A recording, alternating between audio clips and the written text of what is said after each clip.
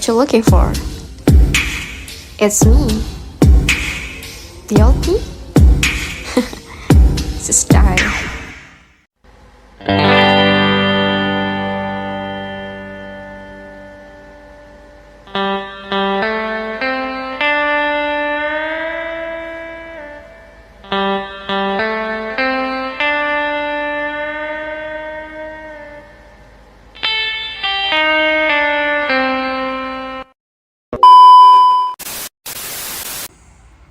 Assalamualaikum Pak. Salam.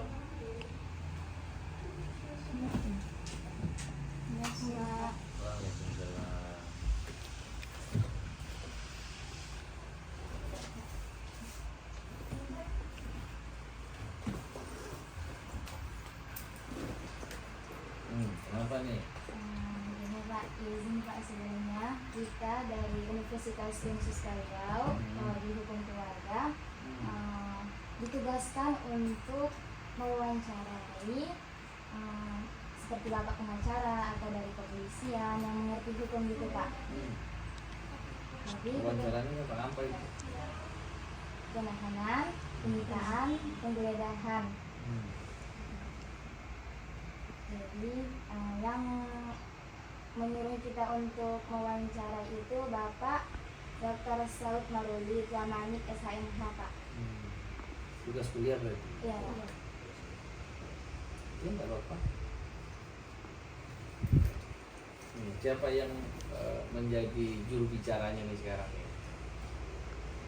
Atau bergantian juru bicaranya atau satu orang? Bergantian. Lain. Pertanyaan pertama dari Rida ya. Langsung aja. Boleh, langsung aja. Jadi gini Pak, kami di situ ada dijelaskan Bapak Maruli sebentar, yaitu apa perbedaan penahanan dengan penangkapan. Itu yang kami mau tanya Pak.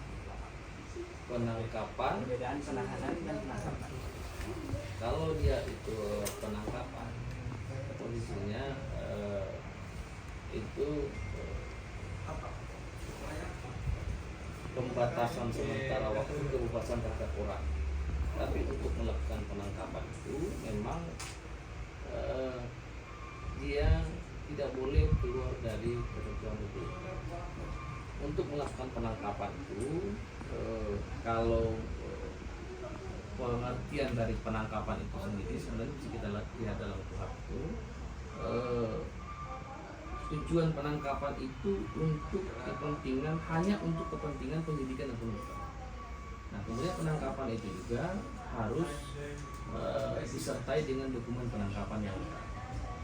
Nah, tidak boleh aparat penegak hukum, apakah itu polisi atau itu jaksa, serta merta bisa melakukan penangkapan secara di luar proses atau aturan. Kemudian kalau untuk penahanan ini pada prinsipnya adalah langkah lanjutan atas peristiwa penangkapan. Jadi juga lagi-lagi untuk kepentingan proses hukum. Jadi penahanan itu juga sebenarnya bisa dipandang dari alasan penahanan itu dari sudut subjektifnya kemudian objektifnya. Nah, kalau untuk konteks alasan subjektifnya itu karena dikhawatirkan yang ditangkap ini kalau tidak dilakukan penahanan dia akan melarikan diri. Kemudian bisa jadi dia akan melakukan perbuatannya lagi, menghilangkan barang bukti. Nah, itu menjadi alasan-alasan subjektif dalam melakukan penahanan. Nah, kemudian kalau untuk alasan objektifnya memang untuk kepentingan keperluan proses hukum itu sendiri. Itulah kira-kira perbedaan secara sederhana dari penangkapan dan penahanan. Baik, selanjutnya Pak, itu jenis penahanan dan penangkapan itu apa aja Pak? Jenis penahanan dan penangkapan itu.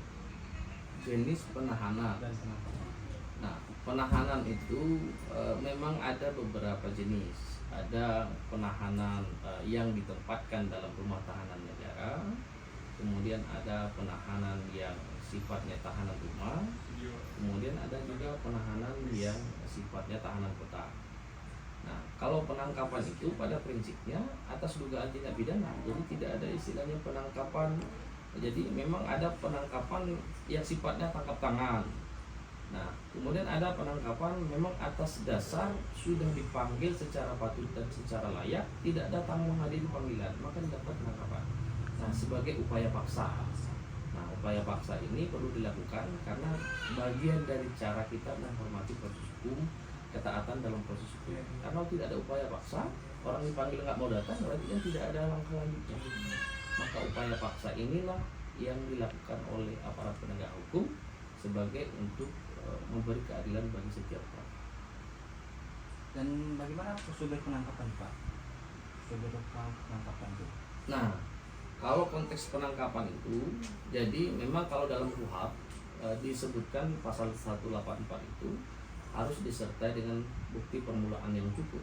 Tetapi oleh Mahkamah Konstitusi dia itu diberikan tafsiran yang lebih jelas lagi. Jadi Mahkamah Konstitusi itu memberikan putusan di tahun 2014 itu tentang kalimat atau makna bukti permulaan yang cukup itu dimaknai harus 2 bukti permulaan. Nah, 2 bukti permulaan ini harus ada untuk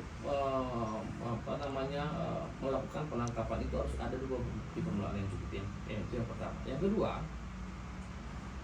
dalam melakukan penangkapan maka proseduralnya harus dilalui. Apa itu proseduralnya? Maka setiap orang yang melakukan penangkapan dia harus menunjukkan identitas dia sebenarnya akan menerima. Nah, kemudian dia harus memperlihatkan surat perintah penangkapan yang harus dia perlihatkan kepada yang akan dilakukan penangkapan.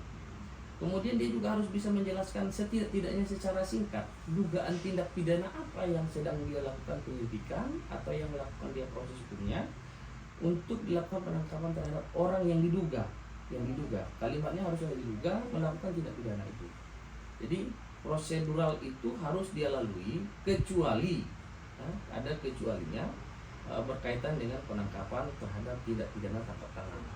Nah, kalau penangkapan terhadap pelaku tindak pidana tangkap tangan, maka prosedural itu boleh dikesampingkan. Tapi kalau di luar itu, maka hak prosedural itu wajib untuk dilaksanakan karena itu hak daripada yang diduga atau yang disangkakan atau keluarganya untuk mengetahui kenapa dia ditangkap. Itu hak mereka. Dan hak itu wajib untuk dipenuhi, tidak boleh dihilangkan meskipun dia itu diduga melakukan tindak pidana. Nah, itu maknanya. Baik Pak, yang selanjutnya tindak pidana apa yang bisa dilakukan penahanan? Nah, kalau di dalam KUHP itu memang ada dijelaskan tentang tindak pidana yang bisa dilakukan penahanan itu. Nah, secara spesifik penahanan itu pertama berkaitan dengan tindak pidana yang diancam hukumannya di atas 5 tahun. Nah, tetapi di luar diancam 5 tahun itu juga dikecualikan juga dapat dilakukan penahanan. Nah, misalnya dalam konteks penipuan dan penggelapan itu ancaman hukumannya itu 4 tahun. Tetapi dia dikecualikan oleh KUHP. Itu boleh dilakukan penahanan. Jadi yang tidak boleh dilakukan penahanan itu adalah berkaitan dengan dugaan-dugaan tindak pidana ringan. Nah, karena tindak pidana ringan itu sesuai dengan pembaharuan penafsiran yang berdasarkan Perma itu nilai kerugian tentang tindak pidana ringan itu berubah menjadi minimal 2.500.000. Nah, di luar tindak pidana ringan maka dia boleh dilakukan penahanan termasuk di bawah ancaman hukuman 5 tahun yang dikecualikan di dalam KUHP.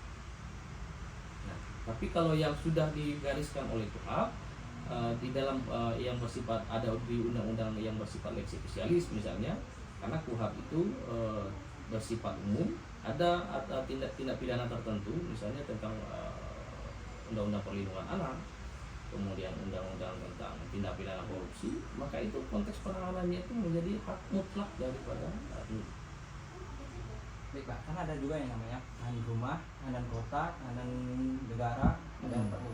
Itu kayak mana Pak? Contohnya tahanan negara, kota, rumah.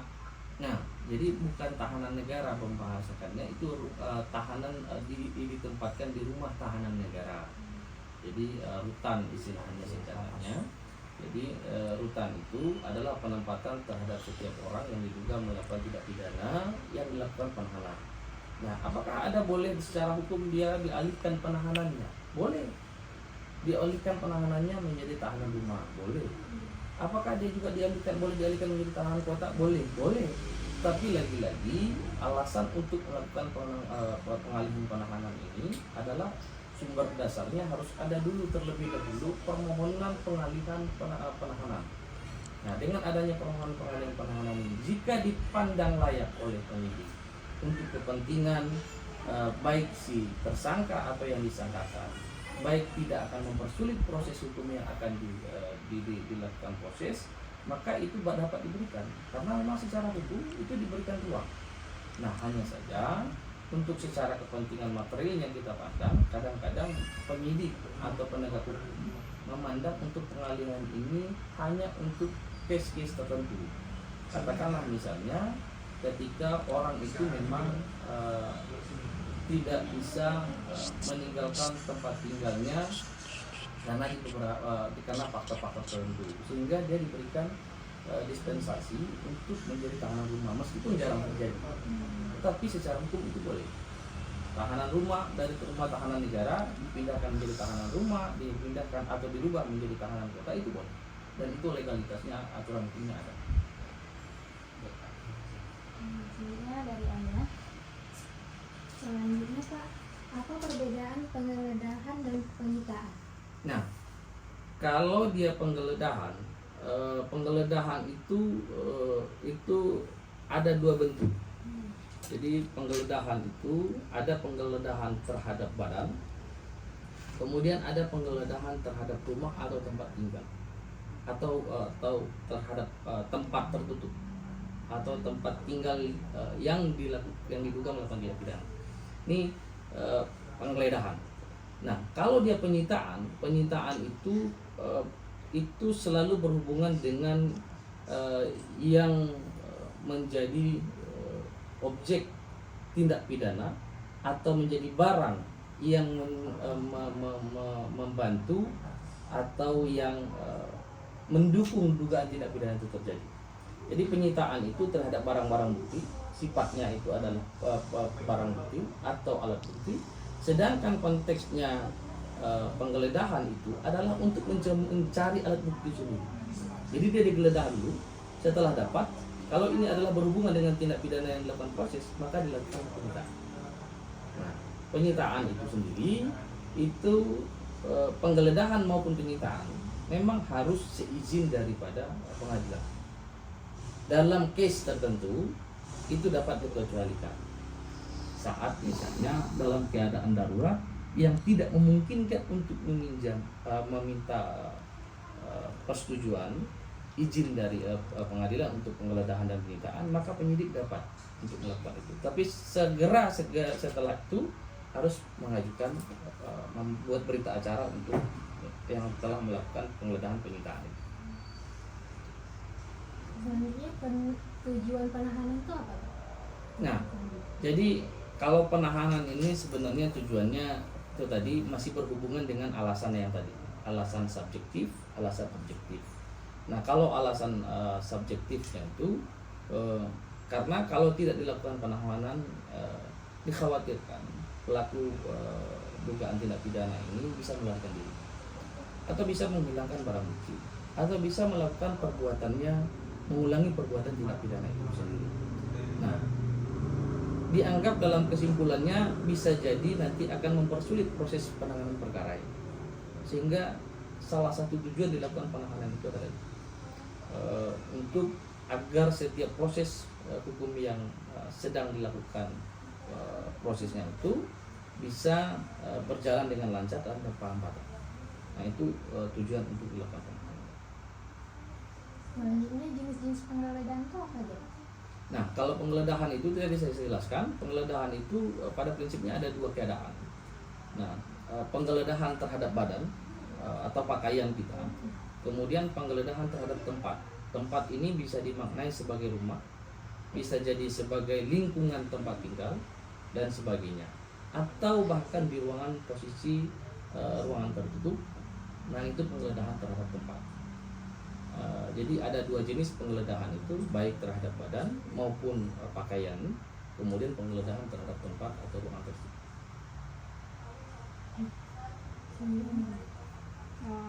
Selanjutnya Pak, mengapa harus ada penangguhan atau pengalihan dalam penahanan itu Pak? Nah, jadi kalau untuk penangguhan itu memang dipengaruhi oleh beberapa faktor. Contoh misalnya penangguhan penahanan itu karena faktor kesehatan. Nah, kalau orang ditahan dalam keadaan sekarat atau dalam keadaan sakit berat, maka akan berisiko kepada kehidupan dia. Karena sebenarnya pidana itu atau mempidanakan orang itu kan bukan tujuannya untuk menyiksa. Nah, kalaulah karena konteks dia dimasukkan di dalam tahanan sehingga tidak dapat mendapatkan pertolongan medis misalnya, sehingga menyebabkan hal yang fatal bagi si pelaku yang diduga melakukan tindak pidana itu, maka itu kan berarti bukan tujuan daripada penegakan hukum itu. Maka memang pengalihan penahanan itu, penangguhan penahanan itu, ya, itu menjadi hak daripada orang yang diduga melakukan tindak pidana untuk bisa dia tangguhkan penahanannya. Tetapi bukan berarti ditangguhkan lantas posisinya kewajiban dia untuk menjalani nantinya setelah putusannya itu inkrah hilang atau berkurang, tidak. Tetapi tetap pada tempatnya. Itu untuk konteks penangguhan penahanan. Nah, kalau pengalihan penahanan itu juga seringkali terjadi, itu dipengaruhi oleh keadaan-keadaan daripada si pelaku yang diduga melakukan tindak pidana. Baik konteks keadaan kesehatannya, baik keadaan konteks anak dan istrinya atau suaminya atau keluarganya, yang bisa mempengaruhi berdampak luas terhadap kehidupan daripada pelaku dugaan tindak pidana itu. Nah, jadi faktor-faktor itu layak untuk dipertimbangkan, dan itu yang menjadi salah satu tolak ukur untuk diberikan atau dikabulkannya pengalihan atau penangguhan penahanan itu. Nah, hanya saja kalau untuk penangguhan atau konteks pengalihan itu harus disertai dengan jaminan.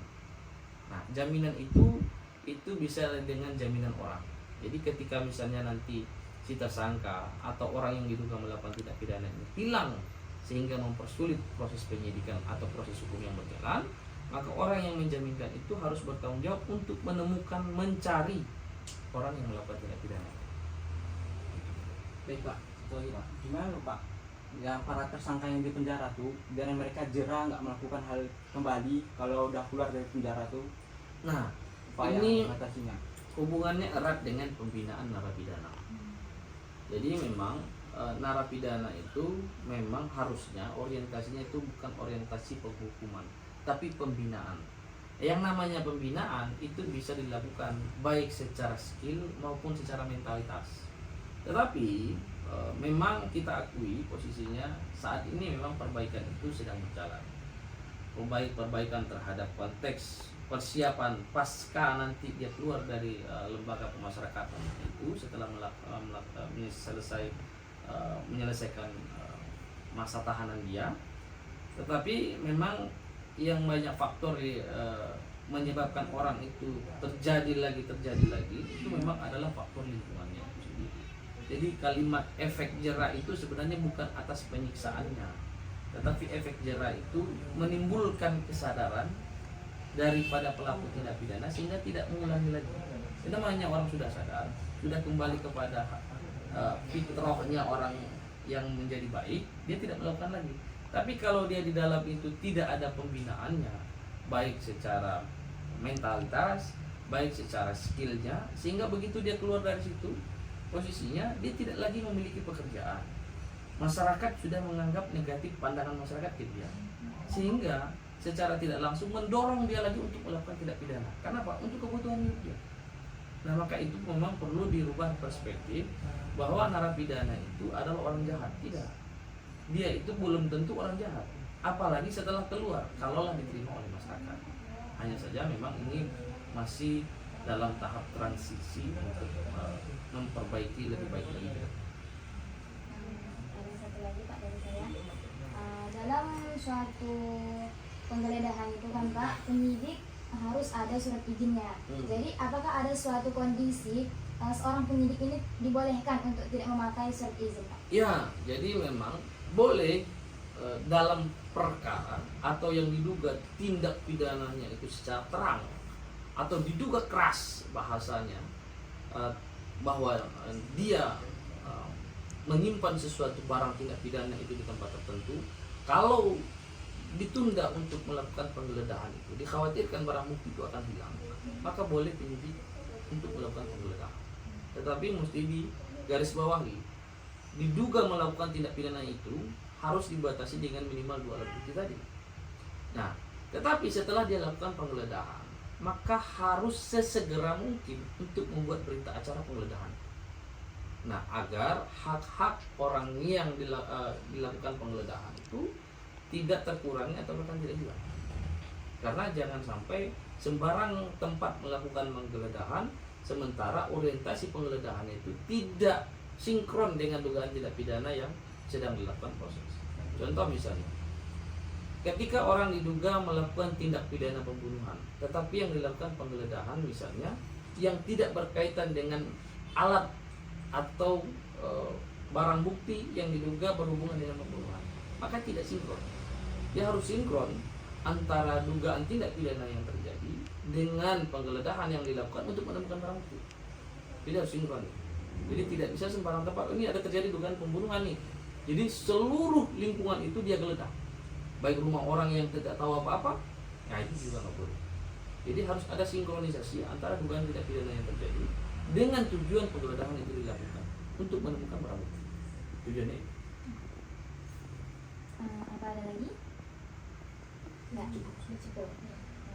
Mungkin sampai sini wawancara yang dapat kami perkenalkan kepada Bapak. Terima kasih Bapak telah meluangkan waktunya untuk menyelesaikan tugas kami, Pak. Ya. Yang saya sampaikan harus dikonfirmasi kepada aturan hukumnya. Jadi jangan serta-merta langsung percaya. Kita sebagai orang insan akademis, apalagi di fakultas hukum, nanti dipersesuaikan dengan aturan hukum. Nah, karena tadi saya tidak menyebutkan pasal per pasalnya, tetapi aturan pelaksanaan yang selalu dilaksanakan. Ya, itu ya. Baik, Pak.